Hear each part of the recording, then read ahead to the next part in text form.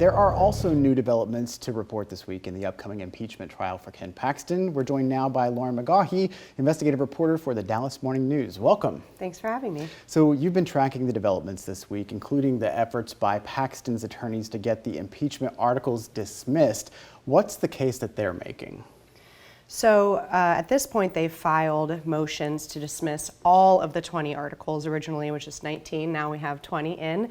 And they're arguing that by and large, these articles were brought in a way that was unlawful, that none of them hold any water.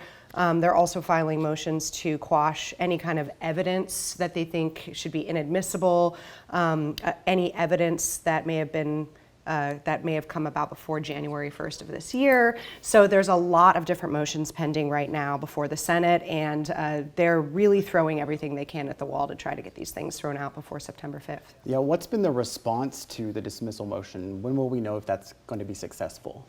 Later this month, we're going to know that. So it's a bit down to the wire, so people will have to be a little patient with that. But right now, we're just waiting on both sides to file all of their motions. Then we will see what the response will be from the Senate and from Lieutenant Governor Dan Patrick about the week before the trial. And we might even see some developments in the few days before we have the trial start. So Speaker Dade Phelan said the House investigation started after Paxton asked lawmakers to approve paying a multi-million-dollar settlement of a whistleblower case. You reported about newly released text messages that show how some lawmakers responded to that idea. And what did you find there? We asked for text messages between one of Paxton's senior advisors, both at the agency and his campaign, and Jeff Leach, who is a longtime Collin County lawmaker and friend of Paxton's. And the text showed us that lawmakers were upset about this ask. He plainly told the senior advisor that people were, a word I won't use on air, but he used a bit of a light expletive to convey the gravity of this ask. And he asked the senior advisor to have Paxton come in person and defend the $3.3 million funding request. And there was a bit of back and forth on that, but ultimately we know that he never did come to Jeff Leach's committee and do that.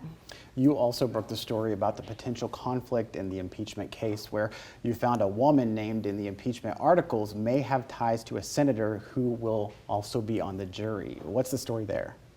So this was actually something we found in Paxton's lawyer's own filing in that motion to throw out all the impeachment articles.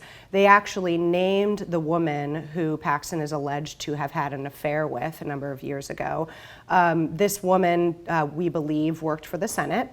There are records that show a woman by the same name worked for a sitting senator. So there are some concerns about a conflict there. But you know, really, almost all of these senators have a link, good or bad, to Paxton. They've campaigned for him, they've campaigned against him.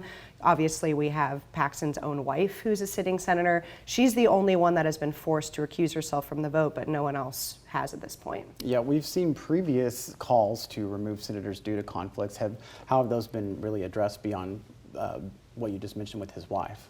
We haven't seen any serious effort to remove anyone else from voting.